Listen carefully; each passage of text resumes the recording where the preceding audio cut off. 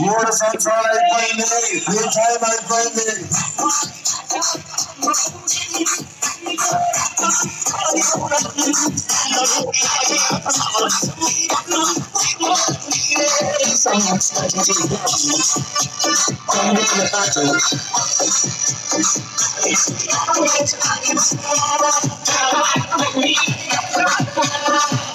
లేదు మిత్రమా, 3 సంవత్సరాలైంది, ఇంకా 2 సంవత్సరాలే ఉంది.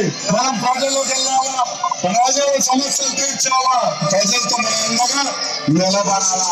మన ఎన్టీఆర్ దేవుడు, మన చంద్రన్న రాముడు.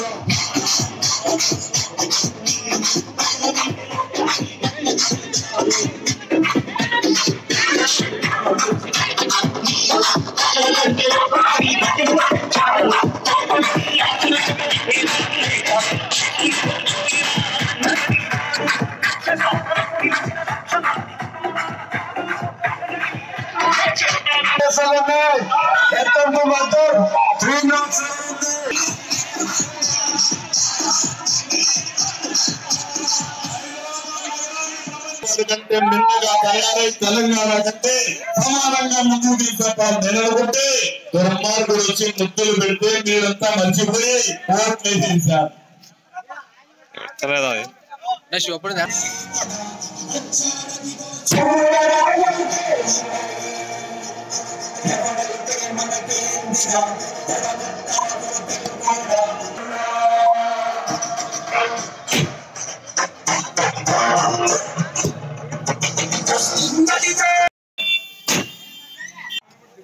బయట పోతారు కదా, పాట పెట్ట పాట పెట్టు, మీకుండే పాట పెట్టండి.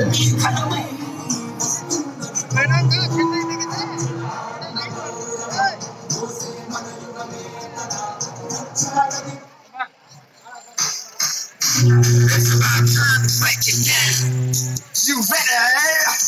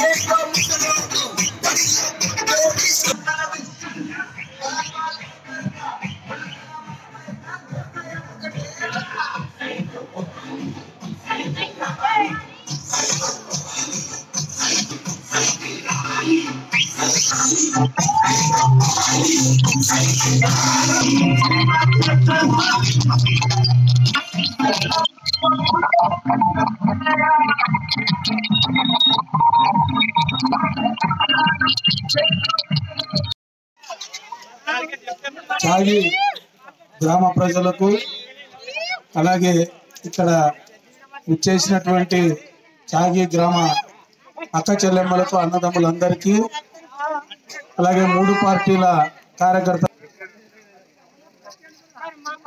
బీజేపీ పార్టీ నాయకులకు అలాగే మన జన సైనికులకు ప్రతి ఒక్కరికి హృదయపూర్వక ధన్యవాదాలు తెలియజేసుకుంటున్నాను.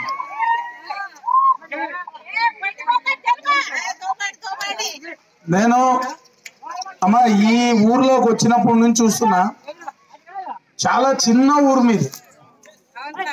నేను అడిగిన మల్లికార్జున్ని ఎంతమంది ఉన్నారు ఇక్కడ అంటే, అన్న మొత్తం కలిపి ఒక 200 కుటుంబాలు ఉంటాయని చెప్పాడు.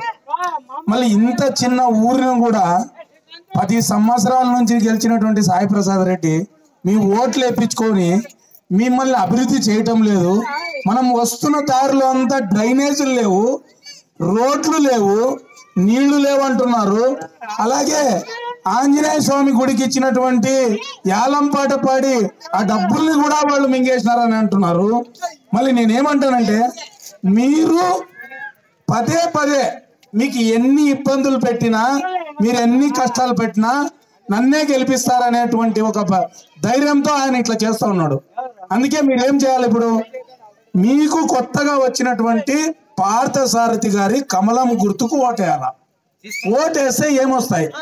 మీ ఊరికి సీసీ రోడ్లు వస్తాయి, నీళ్లు వస్తాయి, మీ గుడి కట్టిస్తారు, మీకు ఇండ్లు వస్తాయి, ఇవన్నీ వస్తాయి. ఇవే కాదు, చంద్రబాబు నాయుడు గారు ముఖ్యమంత్రి అయిన తర్వాత మీ పేద కుటుంబాలకు ఒక్కొక్క కుటుంబానికి సంవత్సరానికి 3 గ్యాస్ సిలిండర్ ఫ్రీగా ఇస్తారు.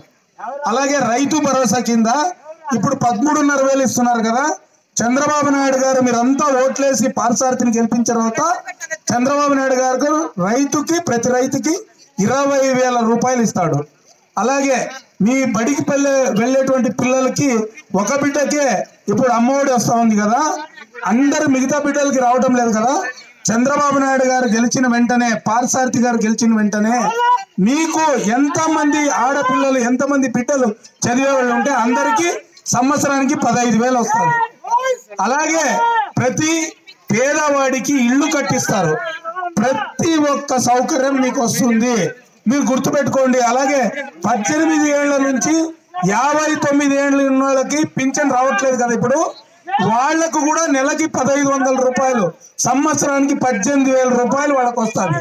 60 ఏళ్ళు దాటిన వాళ్ళకి ఇప్పుడు 3,000 వస్తుంది కదా పింఛను. చంద్రబాబు నాయుడు గారు గెలిచి పార్థసారథి గారు గెలిచిన తర్వాత 4,000 రూపాయలు పింఛన్ వస్తుంది. అలాగే ఎవరైనా వికలాంగులు ఉంటే వాళ్ళకి 6,000 రూపాయలు పింఛన్ వస్తుంది. ఇప్పుడు మీరు చెప్పండి, ఊరికే డబ్బులు ఇచ్చి ధరలు పెంచేసినాడు, పన్నులు వేస్తున్నాడు, మీ ఊర్లో అభివృద్ధి లేదు. కానీ ఇక్కడ చంద్రబాబు నాయుడు గారు గెలిచిన తర్వాత మీకు సంక్షేమ పథకాలే కాదు, మీ ఊర్లో అభివృద్ధి జరుగుతాయి, ధరలు కూడా పెరగవు. ఇవన్నీ ఆలోచించుకొని మీరందరూ గట్టిగా కమలం గుర్తుకు ఓటేయండి. అలాగే మన జన సైనికులు కూడా ఉన్నారు, ప్రతి ఒక్కరికి ఇంట్లో తెలపండి.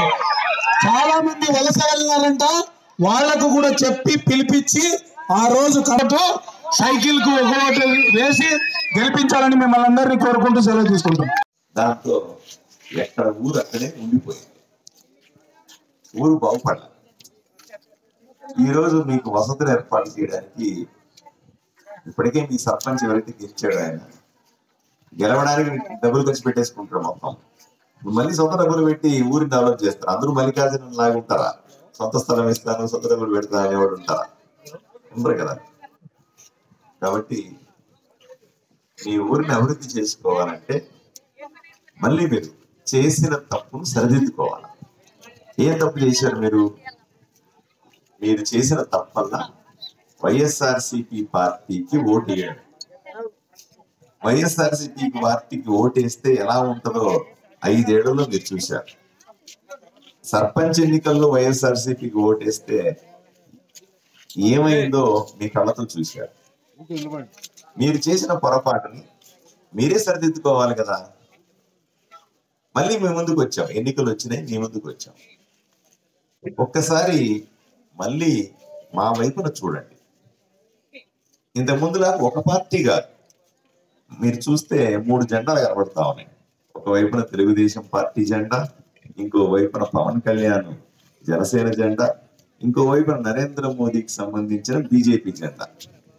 3 పార్టీలు కలిపి 3 పార్టీలకు సంబంధించినటువంటి నాయకులంతా కలిసి ఈరోజు ఆదోని నియోజకవర్గంలో నన్ను నిలబెడుతున్నారు ఎమ్మెల్యేగా. నా పేరు డాక్టర్ పార్థసారథి వాల్మీకి. అన్ని పార్టీలు కలిపి ఈరోజు మీ గ్రామానికి వచ్చి మీకు 2 చేతులు జోడించి చెప్తున్నాం, మీ గ్రామాన్ని అభివృద్ధి చేసే బాధ్యత తీసుకుంటాం, దయచేసి మాకు ఓటు వేయండి అని మిమ్మల్ని అడగడానికి మీ గ్రామానికి వచ్చాం. ఒకసారి ఆలోచన చేయండి.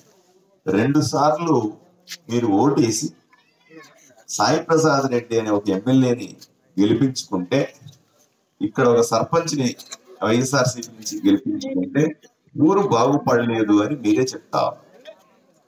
మాకు కూడా ఒక అవకాశం ఇవ్వండి, తప్పేముంది.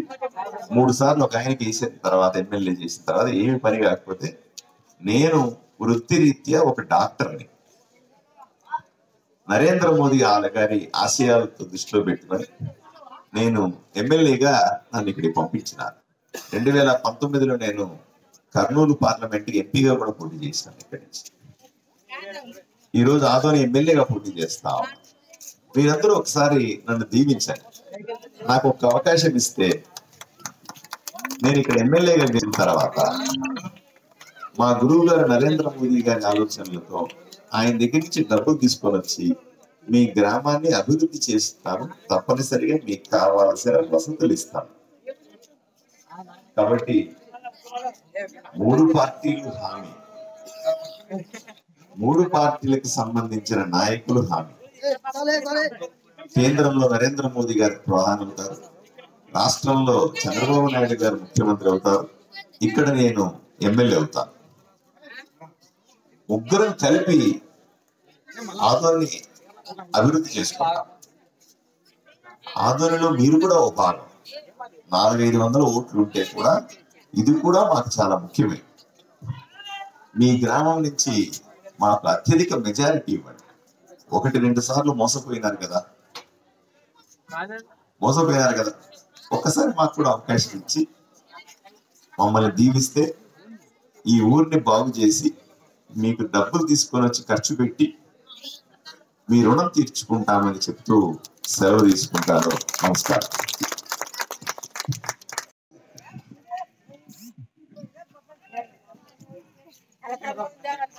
చాగి ఎస్సీ కాలనీలో ఈరోజు మనం ఉన్నాం. చాగి ఎస్సీ కాలనీలో సమస్యలను నా కళ్ళతో చూస్తా ఉన్నా. వచ్చేటప్పుడు డ్రైనేజ్ ఎంత భయంకరంగా ఉంది, కనీసం కాలువలు క్లీన్ చేసుకోకుండా ఎందుకు అట్లా పెట్టున్నారు, రోడ్లు ఇవన్నీ కూడా ఎందుకు గలీజ్గా ఉన్నాయి, అలాగే ఎక్కడ చెత్త అక్కడే ఉంది, ఇళ్ళకి సరైన నీళ్ల సౌకర్యం కూడా నాకు కనపడతలేదు, మిగతా పనులన్నీ కూడా ఏడవేసినవి అక్కడే ఉన్నాయి. చాగి ఎస్సీ కాలనీతో పాటుగా ఆదోనిలో ఉన్న 42 గ్రామాలు, ఆదోని టౌన్ లో ఉన్నటువంటి ఎస్సీ కాలనీస్ లో కూడా పరిస్థితి చాలా అధ్వానంగా ఉంది. అయ్యా, నా పేరు డాక్టర్ పార్థసారథి. నేను ఉమ్మడి పార్టీలు అంటే తెలుగుదేశం, భారతీయ జనతా పార్టీ, జనసేన 3 పార్టీలు కలిపి నన్ను అభ్యర్థిగా నిలబెట్టి నేను చాలా సార్లు చెప్తాను, మిగతా గ్రామంతో పోల్చుకుంటే ఎస్సీ కాలనీల్లో ప్రత్యేకమైన వసతులు ఉండాలి. ఇక్కడ రివర్స్ ఉంది. యాక్చువల్గా గ్రామంలో కొంత గొప్ప బాగానే కనిపిస్తా ఉంది.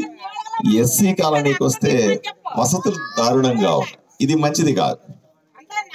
ఏ ప్రభుత్వం అధికారంలో ఉన్నా నరేంద్ర మోదీ గారు చెప్పేది ఏమిటంటే, ప్రధానమంత్రి ఎస్సీ కాలనీలు అభివృద్ధి చెందాల. ఎందుకు ఇలా అభివృద్ధి చెందాలా?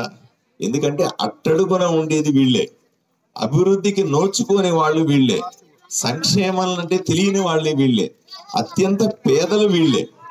ఇప్పుడు మనమంతా చదువుకుంటా ఉన్నాం, ఇప్పుడు బ్రహ్మాండంగా ఎదగాలని ప్రయత్నం చేస్తాం. తప్పనిసరిగా ఇక్కడ వసతుల కోసం ప్రత్యేకమైన నిధులు కూడా ఉంటాయి. మనం పట్టించుకోవాలి దాన్ని. ఇక్కడ సర్పంచ్కి అంత టైం లేదు, ఆయన ఏదో ఆయన సొంత ఆదాయాల మీద బిజీగా ఉన్నట్టుగా ఉన్నాడు. ఇక్కడున్న మీరు 1కి 2 సార్లు ఓట్లేసి గెలిపించినటువంటి ఎమ్మెల్యే సాయి ప్రసాద్ రెడ్డికి అసలు ఓపిక లేదు. ఎస్సీలంటే సాయి ప్రసాద్ రెడ్డికి చులకన.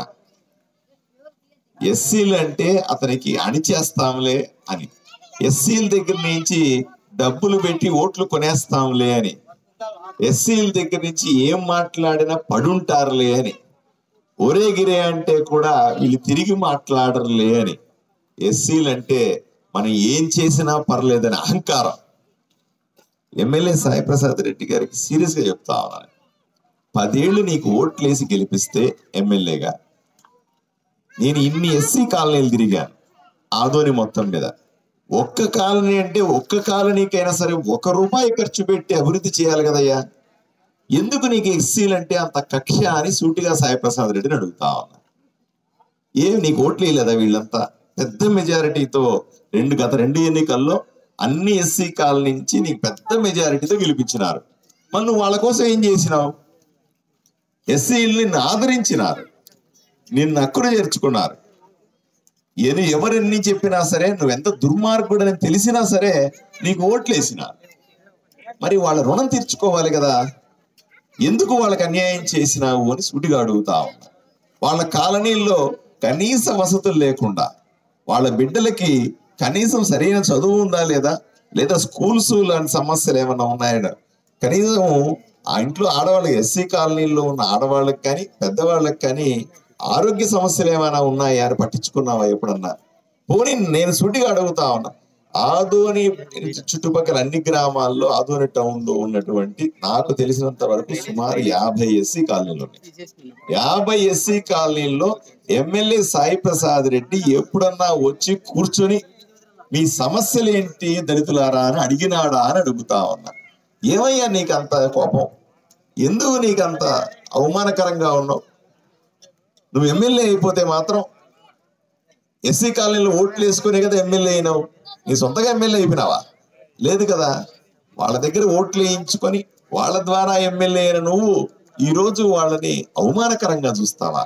వాళ్ళు నీ ముందు చేతులు కట్టుకొని నిలబడాలన్నా, వాళ్ళు నువ్వు చెప్పినట్టు ఆడాలన్నా?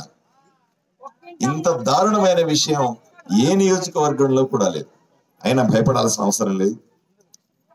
ఆదోని అన్ని ఎస్సీ కాలనీల్లో ఉన్నటువంటి యువకులకి, అక్కలకు, చెల్లెలకి, అమ్మలకి అందరికీ నేను స్పష్టంగా చెప్తా ఉన్నా, ఆదోని ఎస్సీ కాలనీలని అభివృద్ధి చేసే బాధ్యత నేను తీసుకుంటాను. ఆదోని ఎస్సీ కాలనీల్లో తప్పనిసరిగా ప్రతి ఒక్కరూ సంతోషంగా ఉండే ఏర్పాట్లు నేను చేస్తాను. మీకు రావాల్సిన పెన్షన్లు కానీ, మీకు రావాల్సినటువంటి సంక్షేమ పథకాలు కానీ, మీకు రావాల్సిన బ్యాంకు లోన్లు కానీ, మీ బిడ్డలు చదువుకోవడానికి అవసరమైనటువంటి వసతులు కానీ, అలాగే మీ ఆరోగ్యానికి సంబంధించిన సమస్యలు కానీ, మీ రోడ్లు కానీ, డ్రైనేజ్ కానీ, పేదలకు ఇళ్ళు కానీ, ఇవన్నీ కూడా చేసి పెట్టే బాధ్యత నాది. ఒక్కసారి ఎస్సీలందరినీ కూడా ఆదోని పట్టణాలు, ఆదోనిలో ఉన్నటువంటి అన్ని కాలనీల్లో ఉన్నటువంటి ఎస్సీలు ఒకసారి ఆలోచన చేయండి. ఇంతగా మోసం 10 ఏళ్లుగా మిమ్మల్ని మోసం చేస్తున్నటువంటి సాయి ప్రసాద్ రెడ్డికి ఓటేస్తారా? మీకోసమే బతుకుతాను, మీ కాలనీలో కూర్చొని మీకు పనులు చేయిస్తాను, మీరు బాగుంటే చాలని ఆలోచన చేస్తే నాకు ఓట్లు వేస్తారా? ఆలోచన చేసుకోండి. చదువుకున్న వాడిని, ఒక డాక్టర్ని, నేను అవసరమైతే ముఖ్యమంత్రిని కానీ, అవసరమైతే ప్రధాని దగ్గరికి వెళ్ళి మీ కాలనీలో నిధులు తీసుకొని వచ్చి ఖర్చు పెట్టగల సామర్థ్యం ఉంది నాకు మీ సమస్యల పట్ల అవగాహన ఉంది, మీ ఆలోచన పట్ల గౌరవం ఉంది. మీరంటే వ్యక్తిగతంగా నాకు గౌరవం ఉంది. మేము మీతో ఉండడం, మీ ఇళ్లలో ఉండడం, మీతో పాటు భోంచేయడం, మీతో పాటు కూర్చోవడం, మీరందరూ మా ఇంటికి వస్తే నా పక్కన సోఫాలో కూర్చోవడం, ఇవన్నీ కూడా నేను చాలా సీరియస్ గా తీసుకుంటాను.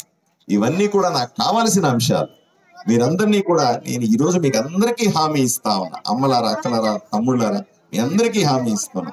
మీతో పాటుగా అన్ని ఎస్సీ కాలనీల్లో ఉన్న వాళ్ళందరికీ నేను హామీ ఇస్తా ఉన్నా. మీరు ఒక్కసారి నన్ను ఆశీర్వదించండి. ఎంతో మందికి ఓట్లు వేసినారు, ఎంతో మందికి మీరు ఓట్లు వేసినారు, ఎంతో మందిని ఎమ్మెల్యేలు చేసినారు. ఎమ్మెల్యేలుగా గెలిచిన వాళ్ళందరూ కూడా మిమ్మల్ని మోసం చేస్తా వచ్చినారు. నాకు ఒక్కసారి అవకాశం ఇవ్వండి, ఒక్కసారి నన్ను దీవించండి.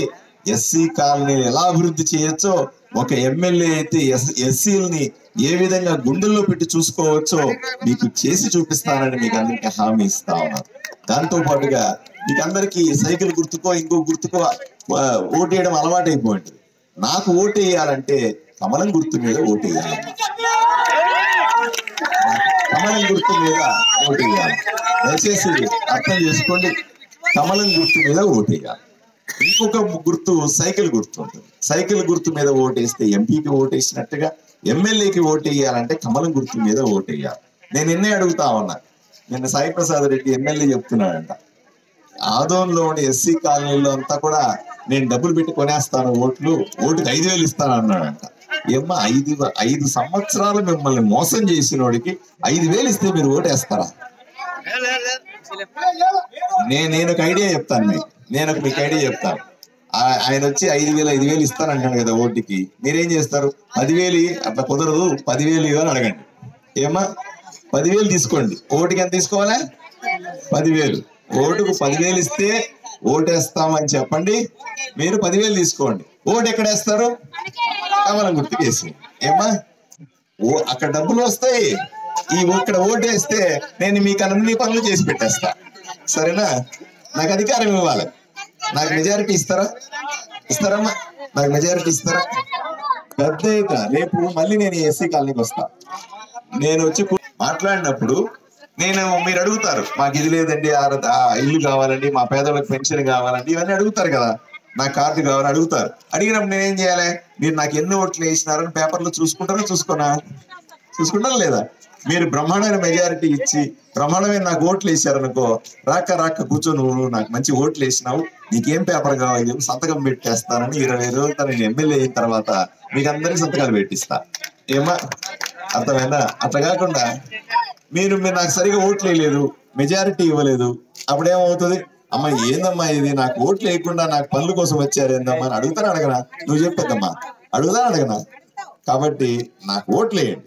మీరు డబ్బులు ఎక్కడ తీసుకోవాలా?